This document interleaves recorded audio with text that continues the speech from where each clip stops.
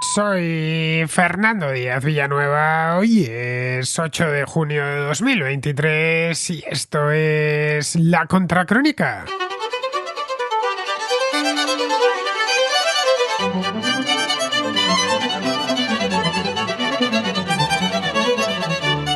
Este martes volaron la presa de Nueva Kayovka, en el curso bajo del río Dnieper, a corta distancia, unos 80 kilómetros de la ciudad de Jersón. El río en esta región marca la línea de frente, pero la presa en sí misma se encuentra en la zona ocupada por el ejército ruso. La presa, construida en los años 50, detiene el río formando un inmenso embalse de más de 200 kilómetros de largo, unos 25 de ancho y una superficie de 2.100 kilómetros cuadrados. Esto es muchísimo, es el equivalente a la provincia de Vizcaya. El embalse es una infraestructura esencial para el sureste de Ucrania, ya que aparte de servir como reserva de agua para riego y abastecimiento urbano, sirve para generar electricidad mediante turbinas hidráulicas y también como embalse de apoyo a la central nuclear de Zaporilla. La voladura ha provocado el desbordamiento del Dnieper aguas abajo y una devastadora inundación cuyos daños están aún por cuantificar. El gobierno ucraniano ha acusado a Rusia de ser la responsable de destruir la presa. El gobierno ruso, por su parte, ha señalado a Ucrania de hacer lo propio. No sabemos aún a ciencia cierta quién ha sido, pero las agencias de inteligencia occidentales se inclinan por Rusia, ya que la presa se encontraba en sus manos y se había informado previamente de que unidades rusas habían colocado explosivos en el dique de contención. Que haya sido Rusia tiene también sentido en tanto que los primeros compases de la ofensiva ucraniana ya habían dado comienzo por el sur del país. Con la presa hecha añicos y todo el territorio al sur del dique inundado, cualquier ofensiva por esa zona queda eliminada, ya que la cantidad de agua liberada es muy grande, por lo que incluso cuando todo ese agua se haya drenado hacia el Mar Negro, aquello quedará convertido en un cenagal intransitable. El canciller alemán, Olaf Scholz, fue concluyente al respecto. En una entrevista televisada que concedió poco tiempo después de conocerse la noticia, dio por seguro que había sido cosa del Kremlin. A Scholz, de hecho, no le ha sorprendido lo más mínimo que los rusos hayan volado la presa, ya que era algo con lo que las potencias occidentales contaban desde hace tiempo, pues desde que los ucranianos recuperaron la ribera derecha del río tras la contraofensiva del verano pasado. Tampoco ha sido una sorpresa para el secretario general de la OTAN, para Jens Stoltenberg, a quien de cualquier modo le parece inconcebible que Putin haya ordenado una atrocidad semejante, que contraviene los protocolos adicionales de la Convención de Ginebra, ya que supone una violación flagrante de esa misma convención, que establece, y esto es textual, que las presas, diques y centrales nucleares de generación eléctrica no serán objeto de ataque, incluso cuando estos sean objetivos militares, si tal ataque puede causar la liberación de fuerzas peligrosas y las consiguientes pérdidas entre la población civil. En fin, no hace falta que detallemos más lo que ha sucedido. Hay una presa que acaba de ser rota y que está soltando toda el agua río abajo, anegando un montón de poblaciones donde vive gente del común, es decir, donde viven civiles. Desde el punto de vista militar, la destrucción de la presa de Nueva Kayovka podría regalar algo de tiempo al ejército ruso para reordenar sus defensas y al mismo tiempo debilitar a Ucrania, privándoles de una de las zonas de avance para su esperada ofensiva estival. Cruzar el río Dnieper en este tramo del frente se convertirá en los próximos meses en misión imposible. Con esa área sellada, los rusos podrán ahora redirigir material y efectivos desde el sureste a otros tramos del frente más al norte, para así resistir mejor la embestida ucraniana. La voladura de la presa obliga a Ucrania a repensar una ofensiva que se mantiene en el más alto secreto. Según los analistas militares, uno de sus objetivos era cortar el puente terrestre que une Rusia y la península de Crimea. Eso ahora se les complica bastante, ya que la región inundada era uno de los caminos para hacerlo. En Kiev, Volodymyr Zelensky ha tenido que convocar a su Consejo de Seguridad y Defensa Nacional para analizar el problema, que es un problema doble, en tanto que necesitan poner a salvo a toda la población civil víctima de una inundación que amenaza, como decía antes, a un montón de poblaciones, un total de 18, incluyendo a Jersón, la capital de la provincia. Esto va a crear nuevos problemas al Kremlin en el plano diplomático.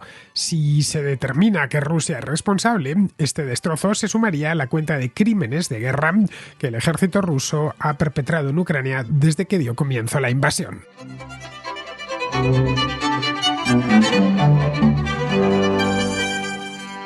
Este martes no se hablaba de otra cosa en la prensa internacional. Una presa muy importante en el sur de Ucrania resultó gravemente dañada por una explosión que tuvo lugar este mismo martes. Las imágenes creo que las hemos visto todas, o todos, cualquiera que se haya informado en estos últimos 2 días de cómo va la guerra de Ucrania habrá podido ver unas imágenes un tanto espantosas. Primero de la presa rota por la mitad, por la que fluye el agua libremente, y por otro lado de un montón de pueblos y aldeas que estaban aguas abajo del río y que han sido inundadas hasta el punto que toda la población ha tenido que ser evacuada. La destrucción de la presa ha ocasionado una nueva crisis humanitaria de este modo y ya digo, una portentosa inundación que entiendo yo que irá peor conforme pasen los días porque es que había muchísima agua embalsada en este embalse. Junto a eso ha hecho que aumenten los temores sobre la seguridad de la central nuclear de Zaporilla, que ha dado mucho que hablar a lo largo de la guerra. Se encuentra a un centenar de kilómetros aguas arriba a orillas del embalse, pero en el lado ruso. Para entender bien los efectos de esta voladura y dónde ha tenido lugar, yo creo que lo mejor es que echemos mano de un mapa. ¿Lo estáis viendo ahora? Os he preparado uno. Bueno, lo he tomado prestado de un periódico porque la verdad es que este es bueno, está en inglés, eso sí, es del Wall Street Journal exactamente y está muy bien porque nos muestra todos los lugares y además entra todo el territorio que tiene que entrar para que nos hagamos una idea. Bien, si lo estáis viendo, si estáis en iVoox, no olvidéis ir a la zona de comunidad y ahí veréis este mapa. Bien, veis 2 zonas, una sombreada en color crema, esa es la ocupada por Rusia. Se ve perfectamente la zona que va de Donetsk hasta la península de Crimea, eso es el famoso puente terrestre del que os hablaba antes en la introducción, con la ciudad de Melitopol justo está en el centro. Mariupol está en la costa del mar de Azov, que está más o menos a la mitad de la costa aproximadamente, pero en este mapa no aparece. Bien, la zona crema es la zona rusa, de Ucrania, la ocupada, y la que está en blanco pues es el territorio ucraniano controlado por el gobierno de Ucrania. Como veis, el frente se ciñe durante más de 200 kilómetros, desde la desembocadura del Dnieper hasta el final del embalse de Kayovka, se ciñe al curso del río. Al principio de la guerra, los rusos cruzaron el Dnieper a la altura de Jersón, que es esa ciudad que está justo en la desembocadura. Bueno, pone Kherson, KH, lo único que eso en inglés lo pronunciaríamos en castellano como J. Bien, pues a la altura de Jersón lo cruzaron, se apoderaron de esta ciudad y continuaron hacia Mykolaiv, que está un poquitín más allá. Esta ciudad se la conoce en español también como Nikolayev. Esto está en el estuario de otro río, en el estuario de la desembocadura del río Bug. Nikolayev la asediaron, pero no consiguieron hacerse con ella. La idea de los rusos en aquel entonces, estamos hablando de los meses de marzo-abril del año 2022, era continuar hasta Odessa, que está más allá, aparece en el mapa, podéis ver la ciudad, y dejar a Ucrania sin acceso al Mar Negro.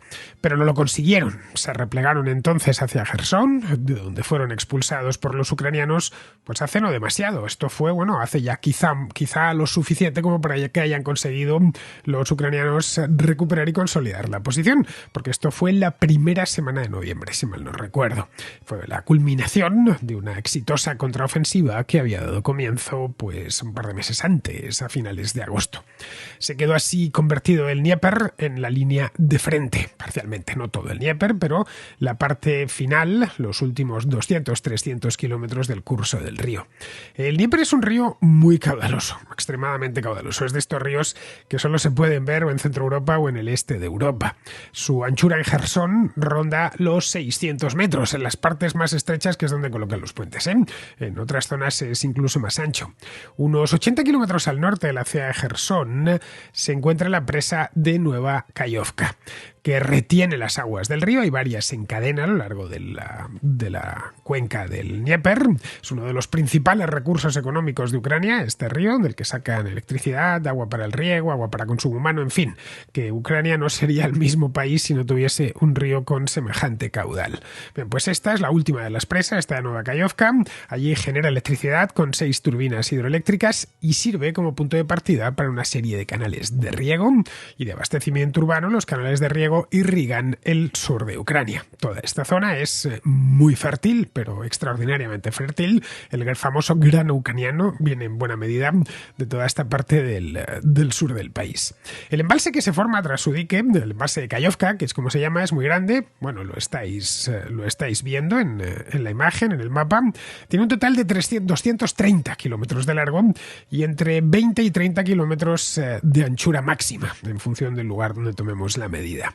En el momento de la voladura había 18 kilómetros cúbicos de agua almacenada. Es decir, que estaba casi a su máxima capacidad, ya que el final del invierno y el deshielo pues habían llenado el embalse. En la orilla izquierda del embalse, ya en territorio ocupado por Rusia, lo podéis ver en el mapa, Zaporilla Nuclear Power Plant, está en la orilla izquierda, justo debajo de Nikopol. Nikopol está en el lado ucraniano. Bueno, pues ahí se encuentra la central nuclear de Zaporilla, que es la mayor central nuclear de Europa. Es una central nuclear espectacular, muy grande, tiene 6 reactores, uno al lado del otro. Yo no he estado allí, pero sí he visto fotografías y vídeos y es una central gigantesca. La de los 6 reactores, cada uno genera 950 megavatios. La central depende de este embalse para refrigerar sus reactores, por lo que si el nivel del agua desciende mucho, podrían llegar a tener problemas. Los 6 reactores de Zaporilla llevan varios meses en modo de apagado en frío, así es como se conoce esto técnicamente, y la inundación se está produciendo aguas abajo de la central, es decir, que no es que vayan a ser inundados los reactores, entonces sería la cosa muchísimo peor. Pasaría algo parecido a lo que pasó en Fukushima hace 12 años. No es el caso, la inundación se está produciendo aguas abajo, por lo que ahora en principio no habría que preocuparse, o por lo menos preocuparse demasiado. Al tratarse de una central tan grande, poco después de la invasión, la Organización Internacional para la Energía Atómica, la OIEA, tuvo que intervenir de urgencia y solicitó una misión a la planta. Se lo pidieron, por favor, a Vladimir Putin, que ahí se jugaba algo más que un simple edificio destruido. Vamos, estamos hablando de una central nuclear y la central nuclear más grande de Europa. Los rusos accedieron y permitieron que la organización, la OIEA, monitorizase la central, hiciese una visita con técnicos y monitorizase la central en remoto. Mientras la siguen operando, en mínimos, está ya digo apagada, técnicos ucranianos. Pero los reactores en modo apagado en frío, al parecer necesitan todavía pequeñas cantidades de agua para enfriarse. En el caso de que el embalse terminase por vaciarse del todo, pues habría que llevar el agua de alguna manera. No lo sé, podría ser en camiones, no se me ocurre otro modo. Si está lo que es la fractura del dique, esa brecha que han dinamitado no se termina de cerrar y tendrán que cerrarla en algún momento porque ahí hay muchísima agua embalsada, pues el nivel del embalse irá bajando paulatinamente hasta alejar el embalse de la central nuclear, que está pegada a la misma costa de la línea de costa del embalse. Los problemas más acuciantes de cualquier modo están al otro lado del dique, donde, como os decía antes, hay 18 poblaciones junto al río que ya han sido inundadas. A poco, como os decía antes, que hayáis visto la televisión o no hayáis visto fotos en periódicos, veríais unas imágenes espantosas. Esto ha obligado a evacuar a la población civil. También está amenazada la propia Jersón, que no es un pueblo precisamente ni una aldea, es una ciudad, aunque eso sí, según he podido leer, su casco urbano está ligeramente elevado. Pero todos los alrededores de la ciudad quedarán bajo las aguas del embalse, complicando las labores de asistencia.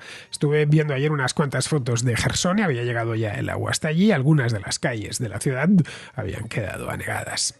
Bien, no sabemos aún quién ha volado la presa. Lo que es la exposición de los hechos ya os la acabo de hacer, pero no tenemos ni idea quién ha volado la presa, que es una presa que se encuentra controlada por Rusia. Ese dique, que es un dique puente, está controlado por Rusia desde la invasión. El dique, como digo, servía para que no pasase el agua, pero también para que pasasen en una y otra dirección. Era un puente, en una palabra. Sirve como puente entre ambas orillas. Era, de hecho, este de Novakayovka, era el único puente sobre el Dnieper hasta la ciudad de Zaporilla, que está mucho más al norte. La hemos visto la ciudad de Zaporilla está más al norte todavía que la central, ¿no? Es donde termina, está en la cola del embalse, ¿no? Está a 250 kilómetros aguas arriba.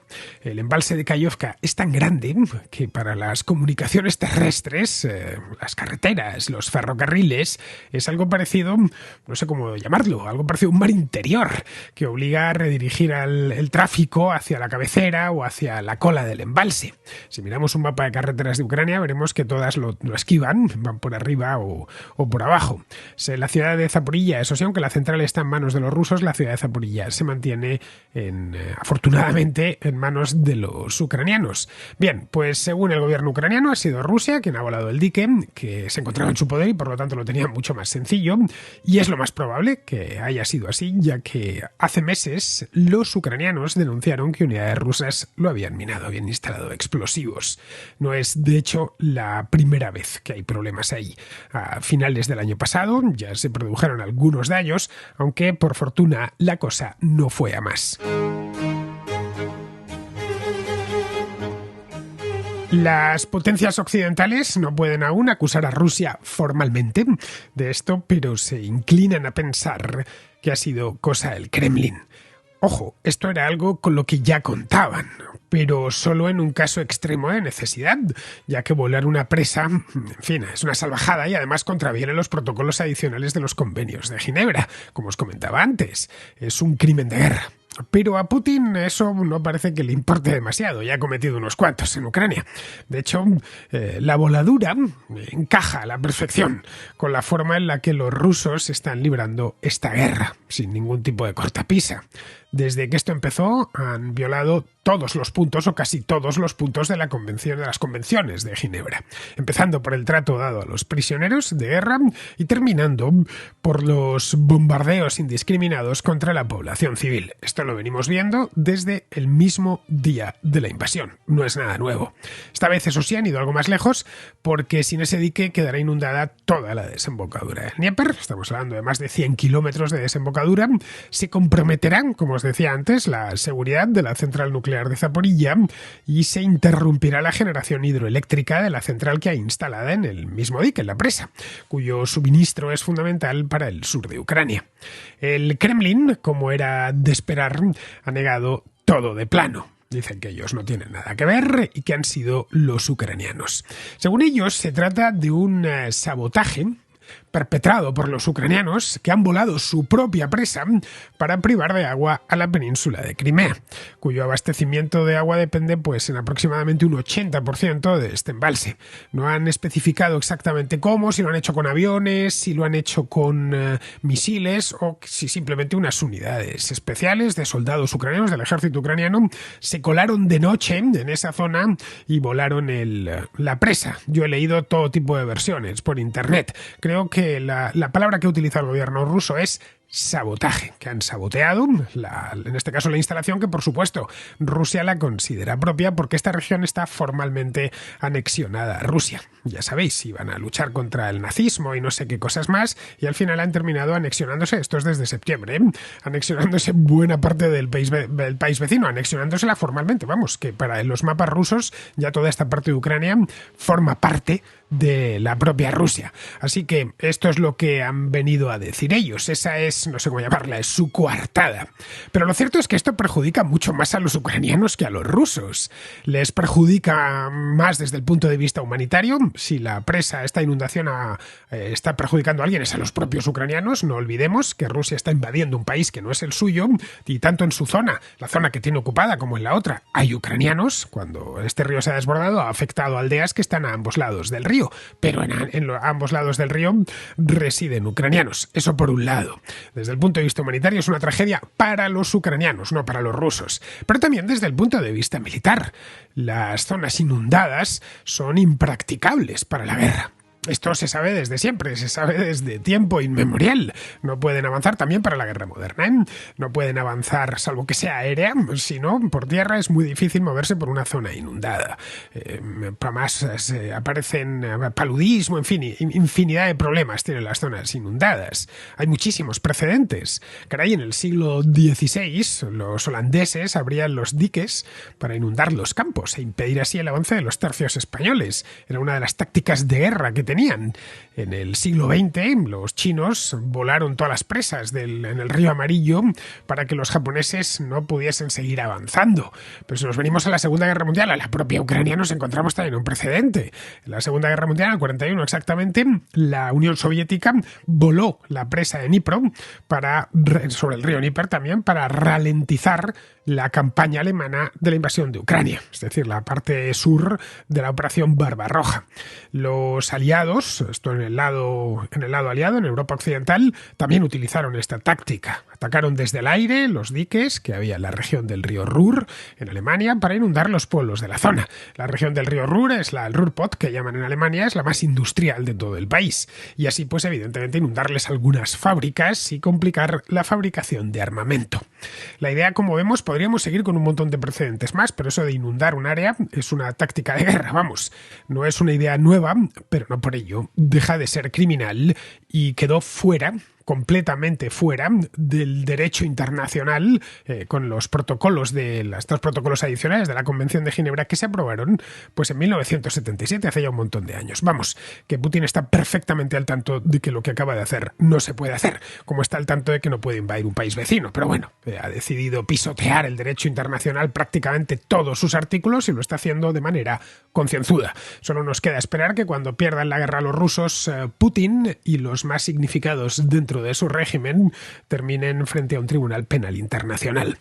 Hay unos 40.000 civiles que viven en las zonas inundables que hay tras la presa, civiles que por supuesto lo perderán todo. Suerte tienen si salvan la vida, pero perderán sus casas, sus granjas, sus cultivos, todos sus automóviles, todo lo que tengan y que tendrán que ser evacuados a toda prisa. De hecho, ya están siendo evacuados a toda prisa. Se resentirá también la agricultura de la zona, se resentirá la generación de electricidad y eso traerá aún más problemas. No es tampoco la primera vez que los rusos van a por las infraestructuras, y es que esto es la historia de esta guerra, caray. Es que hay demasiados indicios como para pensar que detrás de esto se encuentra el Kremlin. Rusia lleva más de un año tratando de destruir la infraestructura energética de Ucrania. Les ha destrozado los ferrocarriles, les ha destrozado las carreteras, los puentes, allá por donde pasan son como el caballo de Atila. Pero es que además, de manera selectiva, durante el invierno pasado fue a por la infraestructura energética, para sumergir al país en la oscuridad. Sin energía, pues no se puede no ya hacer la guerra, es que no se puede ni vivir. Se mina la capacidad de resistencia y eso afecta directamente a la capacidad ofensiva. Lo que no está claro es qué efecto podría tener la destrucción de esta presa en las operaciones militares inmediatas. Más concretamente en la esperadísima ofensiva ucraniana de verano, de la que os hablé aquí hace un par de semanas. Los detalles de esta ofensiva se han mantenido en el más absoluto secreto. El otro día, pues un día antes de lo de la presa, vimos que había algo de movimiento por el sur y nada más. Pero las inundaciones generalizadas en la desembocadura del Dnieper pues podrían retrasar o incluso detener cualquier plan del ejército ucraniano para lanzar ataques contra las posiciones rusas en la región al este y al sur de Jersón. La ofensiva propiamente dicha no ha dado comienzo aún, pero hace 2 días se registraron, como os contaba antes, combates precisamente en esa zona. Quizá los rusos interpretaron que el avance principal iba a ir por ahí, o se enteraron mediante sus propios servicios de información y decidieron entonces cortar por lo sano y volar la presa para impedirlo. Eso les permitiría también olvidarse de esa parte del frente, que queda ya intransitable, y concentrar sus fuerzas más al norte. Lo que no sabemos es si la parte principal de la ofensiva se iba a realizar por el sur, porque salvo el alto estado ucraniano, el alto estado mayor ucraniano, nadie sabe realmente por dónde va a ir esta ofensiva. Sí sabemos, porque lo ha dicho hasta el propio Zelensky, que lo tienen todo listo y todo preparado y que está muy bien diseñada, pero nada más. En el caso de que fuese a realizarse por el sur, pues sería una tragedia, porque les obligaría a los ucranianos a rehacer por completo la operación. También podría suceder que el grueso de la ofensiva fuese por el norte. Si es así, lo de la presa Novakayovka pues será un drama humanitario, sin duda, pero desde el punto de vista militar no les afectará demasiado. En el terreno diplomático, si se determina finalmente que han sido los rusos los responsables de la voladura, Putin se verá metido en nuevos problemas. ya que la destrucción de presas se considera un crimen de guerra. Os lo decía antes textualmente en la introducción.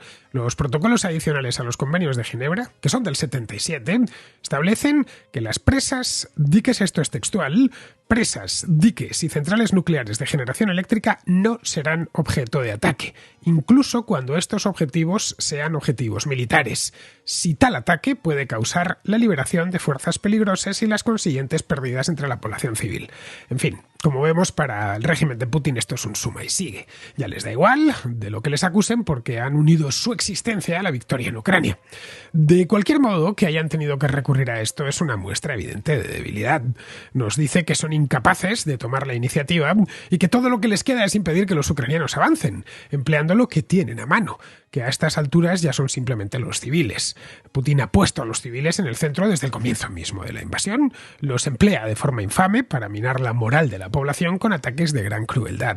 Bombardea desde hace 15 meses las ciudades a las que ha intentado rendir mediante el hambre y el frío. Eso mismo no ha hecho más que provocar que la resistencia sea aún más enconada. Todos estos crímenes de guerra pueden estar sirviéndole para ganar tiempo, pero no le ayudan en nada a ganar la guerra. Vamos con la contrarréplica. Empezamos con Juan, que al hilo del programa de ayer que hice con Andrea nos cuenta lo siguiente sobre las patentes. Hola Fernando, espero que estés muy bien. Mira, quería haceros un par de precisiones, Andrea, a ti sobre el tema de teranos para explicar cómo hacemos realmente los abogados de propiedad intelectual industrial para aconsejar a esos fondos de inversión, a las empresas que inviertan, que licencien o que directamente compren tecnologías externas. Y también explicaros lo que puede haber pasado en este caso, porque yo he visto un par de situaciones en las que han pasado cosas similares, pero que no se han hecho públicas, claro. Un falso mito que comentabas tú es que toda la tecnología se publica en la patente. Eso realmente no funciona así. Los abogados tratamos de hacer un ejercicio y pensar dentro de la tecnología que crean las empresas que no es susceptible de ingeniería inversa. Si un competidor no puede analizar un producto y las patentes y llegar a cómo se ha hecho, eso no se publica en la patente, nos lo guardamos como secreto industrial. El mejor ejemplo, esa es otra figura de la propiedad industrial. Y el mejor ejemplo es la fórmula Coca-Cola. Esa no la verás en ninguna patente porque nadie ha sido capaz de revertirla, digamos. Un muy buen ejemplo de esto que Andrea conocerá fue hace un par de años o 3, cuando salieron las vacunas de la COVID. Quiero recordar que fue la de Moderna o la de Pfizer. Al publicar la patente, no toda la información estaba en la patente. La empresa se reservó secretos industriales. Y la OMS se enfadó bastante y quiero recordar que contrató a un equipo de científicos en Sudáfrica, si no recuerdo mal, para hacer la ingeniería inversa e intentar descubrir qué es lo que faltaba. Ese es un caso curioso. Bueno, la forma en la que operamos es el proceso que comentaba Andrea del FTO, el Freedom to Operate. Eso lo hacen en los departamentos de I+D+I, suelen recibir ideas de los departamentos de marketing de las empresas de en qué sería interesante investigar en base a problemas que hay en los mercados, soluciones técnicas que no se han conseguido o alternativas a las de los competidores. Entonces los científicos se ponen a investigar y analizan las patentes de los competidores y las tecnologías de los competidores. Todo lo que no está protegido es, como decía Andrea, el camino libre, ¿no? Y ahí se empieza a investigar y se analizan las posibles soluciones que luego los abogados intentaremos registrar y proteger. Una vez que tú tienes todo eso protegido, ya tienes la tecnología, o por lo menos está en camino, está en una fase de prototipo, de investigación, los fondos de inversión y las empresas que quieren comprar o licenciar esa tecnología externa, hacemos lo que se llama el due diligence, la debida diligencia. Y básicamente consiste en pedirle a esa empresa a la que estamos interesados todo lo que sea público y nuestros científicos les mandan unas preguntas a sus científicos y se contrasta. Por ejemplo, se les piden las patentes, los diseños, la topografía de chips, en el caso de las TIC, las variedades vegetales, es otro derecho de propiedad industrial, y luego lo que se llama la propiedad intelectual suave, las marcas y los derechos de autor, que no son muy importantes en estos casos. Para que veáis lo importante que es esto, si las patentes que te enseña la empresa de la que vas a licenciar o en la que vas a invertir tienen competencia, hay otras patentes que hacen cosas similares pero de forma distinta, es decir, que no se infringen, esa tecnología baja de precio. Y eso lo tienen en cuenta los fondos de inversión y las empresas que compran o licencian. Pero en todo este due diligence hay siempre un problema, que es lo que te comentaba antes, el secreto industrial. Esos secretos se guardan muy bien, no se suelen poner en documentos, en emails, en documentos digitales, se suelen documentar más bien poco, y las grandes empresas tienen hasta sistemas, se llaman las safe rooms, habitaciones especiales donde se guardan esos secretos, y hay muy poca gente que tenga derecho a ellos. Cuando se negocia, un fondo de inversión estudia una tecnología o nosotros negociamos en una empresa con otra, preguntamos, pero claro, es la otra empresa la que decide cuánto te enseña. Puede llevar a uno de tus científicos a una de estas safe rooms y explicar lo básico, que no se pueden sacar fotos, que no se pueden sacar copias, y con eso se hace un informe, o te puedes fiar de ellos si eres capaz de ver los resultados. Es decir, en el caso que hablabais hoy, si la máquina da resultados, pues oye, yo me fío, no me tienes que enseñar cómo lo hace, yo me fío y invierto. Imagínate que ahora mismo la empresa Coca-Cola quisiera venderse, ¿no? Hiciera una oferta pública y llegara Elon Musk y la quisiera comprar entera. Probablemente no le enseñarían la fórmula a Elon Musk. Basta con decirle, oye, como sabes, nadie es capaz de reproducir nuestra fórmula. No necesito enseñarte el secreto para que tú confíes en el resultado. Así es un poco como se hace en algunos casos. Y bueno, el por qué puede haber pasado todo este caso es porque a veces, a pesar de todos estos informes que hacemos, los clientes que los reciben, los ejecutivos al final trabajan con riesgos, y a veces no. En las startups se invierte a fondo perdido, inviertes partes de tu capital que realmente te puedes permitir perder.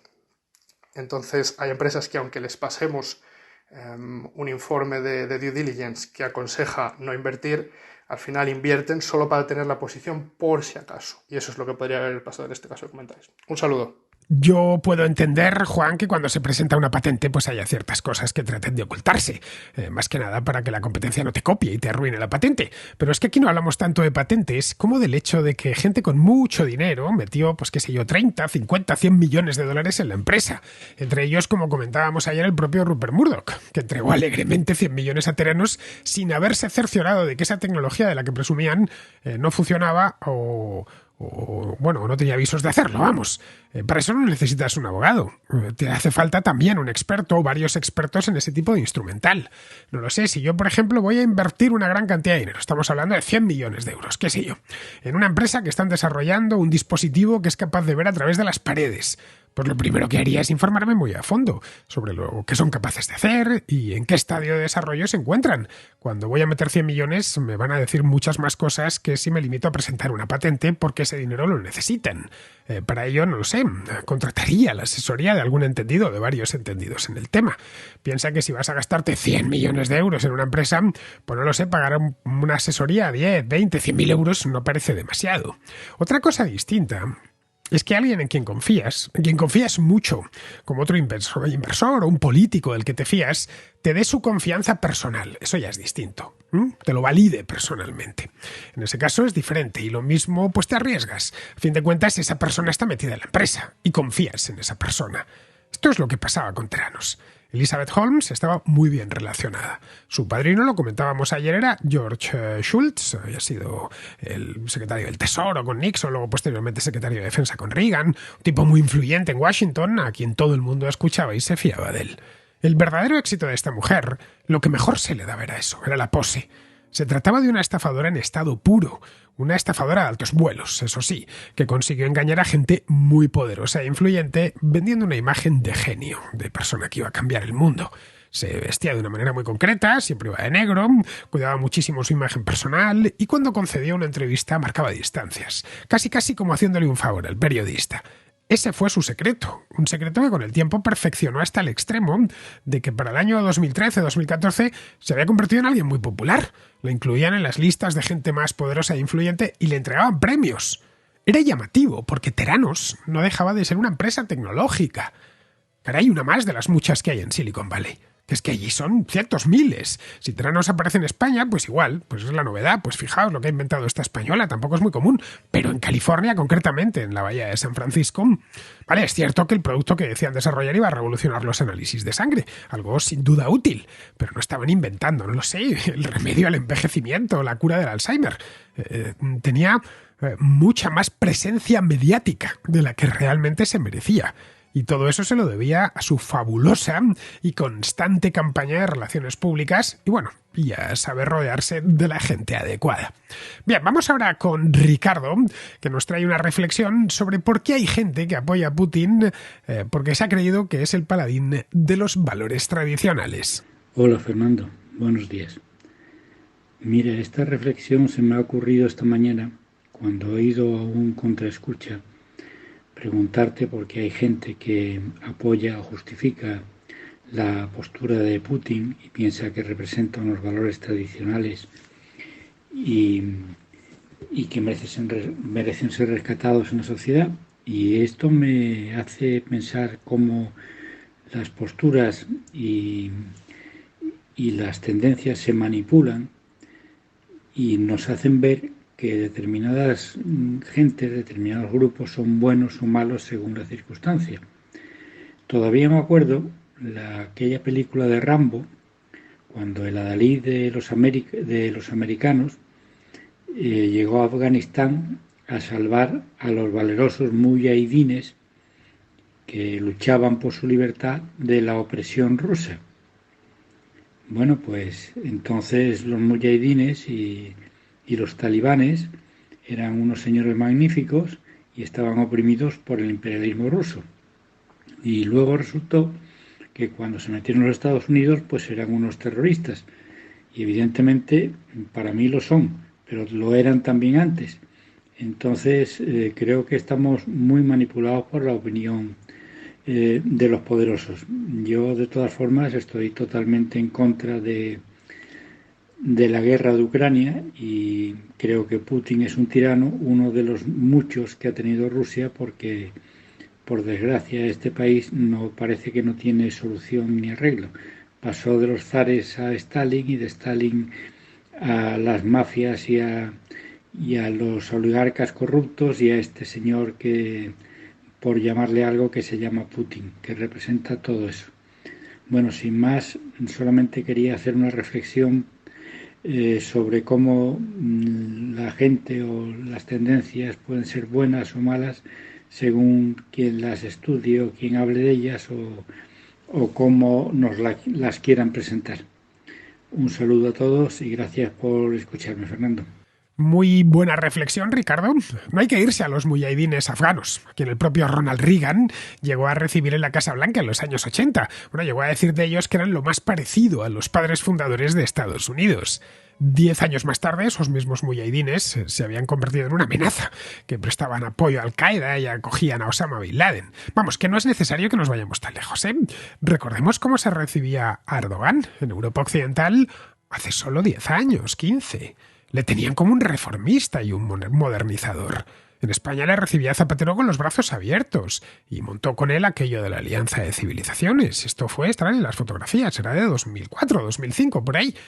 El propio Putin era el niño mimado de los gobiernos occidentales durante sus primeros años de gobierno.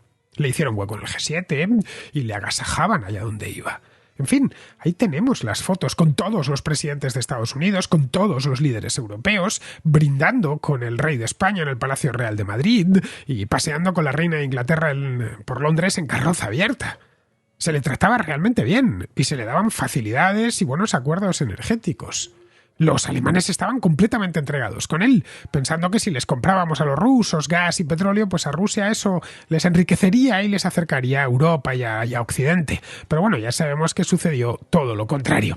Bien, vamos ahora con Israel, que nos habla de la relación de Pedro Sánchez y los medios, a quienes ha acusado de ser los responsables de su fracaso en las elecciones municipales. Y me gustaría hacer un comentario al hilo de una de las últimas ideas que están deslizando los partidos del gobierno. Esto de que el batacazo de las elecciones del pasado domingo se debe a que los medios de comunicación de alguna forma conspiran contra ellos y no transmiten sus mensajes de forma adecuada. Bien, yo creo que esto es bastante discutible, pero también habría que recordar que el gobierno se niega sistemáticamente a conceder entrevistas a medios críticos. Es decir, tendrían una ocasión estupenda de ir a defender el mensaje del gobierno a estos medios, a conceder entrevistas, a someterse a una entrevista pues con preguntas incómodas y con repreguntas, pero que seguramente permitirían al gobierno fijar posición en temas de rabiosa actualidad. Un ejemplo de esto nos lo da la cadena Onda Cero, el señor Alsina, que ha declarado, o ha dado a entender que han pedido decenas de veces en esta legislatura al presidente del gobierno que les concediera una entrevista y se ha negado siempre. En claro contraste, por ejemplo, con políticos de la oposición o del otro bloque, como Isabel Díaz Ayuso, que acude con cierta regularidad a la cadena SER a someterse a unas entrevistas más bien poco amables, desde luego nada que ver con el tono con que se entrevista en la cadena SER a los partidos del gobierno, y bueno, que no sé, bueno, es un poco el objeto de la queja. También me gustaría recordar cuál es el trato que esta legislatura ha dado el gobierno a los medios de comunicación. No hace tanto tiempo, durante la pandemia, pues el gobierno adoptó la resolución de, bueno, evidentemente no dar ruedas de prensa presenciales, pero a diferencia de lo que se hacía en otros países, en los que se mantenía el formato de ir haciendo preguntas a los distintos periodistas a través de videoconferencia, aquí se estrenó un formato de lo más curioso, que consistía en que los medios mandaban preguntas y bueno, una persona del gobierno, alguien de comunicación del gobierno, se dedicaba a recopilarlas y a formularlas. Evidentemente, pues no cabía la repregunta, no cabía, pues eso, a veces que los periodistas cogen la aguja de marear y preguntan lo mismo una y otra vez hasta intentar sacar una respuesta. Bueno, eso desapareció. Bueno, también es cierto, los medios al final se plantaron y dijeron que no iban a acudir a las ruedas de prensa en estas condiciones, y se adoptó la decisión salomónica de mantener este formato solamente con en las ruedas de prensa del presunto experto en pandemias. Pero bueno, fue una decisión de los medios y ellos sabrán por qué. Y después me gustaría recordar un episodio en diciembre de 2021, que el presidente hizo una especie de rueda de prensa de recopilación de todo el año, en la que los medios que pudieron preguntar, la alineación de medios fue la siguiente. En la portería tenemos a la cadena La Sexta, en defensa a la SER y Radio Televisión Española. En medio campo es para EFE y El País, y en la delantera el diario.es. Es decir, solamente pudieron preguntar medios medianamente afines al gobierno. Bueno, esta broma se puede hacer básicamente porque el resto de medios no se levantó y se marchó con la idea de no volver a este tipo de tomaduras de pelo. Entonces es un gobierno que ha estado siempre lo más alejado posible de los medios, al menos de los medios no afines, y ahora viene a quejarse de que no encuentran la manera de transmitir sus mensajes en los medios. Es que es lo que nos faltaba por oír. Decíamos el otro día, Rubén Arranz y yo, que Sánchez se estaba podemizando. Bien, esto es algo que muchos socialistas dicen que no es verdad, que no tiene nada de Podemos, que eso son especies difundidas por la extrema derecha. En fin, esto yo creo que no es ni opinable, ya que están ahí los hechos para constatar lo que ha sucedido en torno al PSOE en los últimos años. Vamos, se ha transformado en un partido caudillista, al más puro estilo Podemos, y no hay idea radical y de casquero que no le hayan copiado. Así que era cuestión de tiempo que les diese con los medios de comunicación. Esto de los medios es una de las obsesiones de Pablo Iglesias desde hace muchos años. Para él los medios están solo para que hablen bien de Podemos. Si hablan mal de ellos, es entonces la canallesca, la ultraderecha, los oscuros intereses de las empresas privadas y un largo etcétera malo. La ofensiva de Podemos contra los medios de comunicación es que es casi tan antigua como el propio partido. Al principio, cuando todavía eran una novedad, les cortejaban los periodistas y los medios, ya digo, pero especialmente los periodistas. Los de Podemos se dejaban querer. A muchos periodistas todo ese movimiento juvenil que nació al calor de Podemos en los años 2014-2015 les parecía una magnífica noticia. Los líderes de Podemos además eran también jóvenes y tenían mucho contacto con la calle, mediante manifestaciones y todo tipo de movilizaciones. Era casi el zeitgeist de la época, el espíritu de los tiempos, ¿no? Pues nada, fue llegar al poder, a las instituciones, mejor dicho. Al poder llegaron más tarde. Llegaron al Congreso de los Diputados a finales de 2015. Y ahí empezaron ya los roces continuos. Bastaba con que un redactor de cualquier periódico deslizase una crítica y automáticamente iban contra él. Desde entonces todo ha ido a más. Al final Pablo Iglesias decidió que todos los medios que no controle él directamente están al servicio de oscuros intereses. Pues algo parecido ha pasado con el Partido Socialista y Pedro Sánchez, que no tolera la crítica. Y si alguien osa llevarle la contraria es que ese alguien es intrínsecamente malo. Esta gente necesita el frentismo, porque es el único modo que conocen de hacer política. A un lado los buenos, que son ellos, naturalmente, y al otro lado los malos, que son todos los demás. Ahí es donde los periodistas tienen que elegir, o están de su lado, pero de su lado al 100%, o están del lado del otro, del malo. Estar del lado del malo, pues es fácil, es tan sencillo como hacer una crítica, por pequeña que sea, a los buenos. Bien, es todo así de elemental y de básico. Pero bueno, sobre estos los de Podemos llevan años cabalgando. Y los socialistas, desde que empezaron a sentir amenazada su poltrona. Bien, vamos a terminar. Vamos con Pizarro, que nos habla del tema este de Elizabeth Holmes y Teranos. Isabel, la cantamañanas, le vendió leche de unicornia a unos inversores imprudentes, inventando una máquina que proporcionaba mentiras acerca de la salud de quienes a ella se confiaban, con los riesgos imaginables e inimaginables para la calidad de vida y la vida misma de estas personas. Impresiona el enorme tiempo que ha sido necesario en este caso para ver que el nuevo traje del emperador no existe. Y asusta que cuando Isabel salga de prisión difícilmente esté rehabilitada.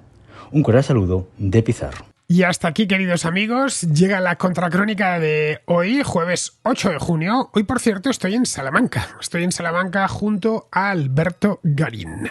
A las 7:30, esta misma tarde, estaremos presentando Hispanos y la historia irreverente del arte en la librería Santos Ochoa. Es una librería magnífica. Ya estuve yo allí pues hace año y medio presentando la contrahistoria de España. Me trataron divinamente. Es una librería estupenda, grande. Está en la misma Gran Vía, en el número 12 de la Gran Vía de Salamanca. Así que salmantinos o gente de la zona, si nos queréis conocer a Alberto o a mí, vamos a estar allí, ya digo, a las 7:30, pues hasta que nos echen de la librería, porque nosotros cuando estamos con los contraescuchas o con los lectores, pues no se nos pasa el tiempo volando. En fin, ya lo pudisteis ver los que fuisteis a la Feria del Libro del pasado fin de semana. Y como ya que vamos a estar en Salamanca, tanto Alberto y yo un par de días, pues nada, hemos pensado que igual arañamos un poquito de tiempo a nuestra agenda y hacemos una contrahistoria en la ciudad de Salamanca, que es la contrahistoria que tendremos mañana viernes. Así que hasta mañana.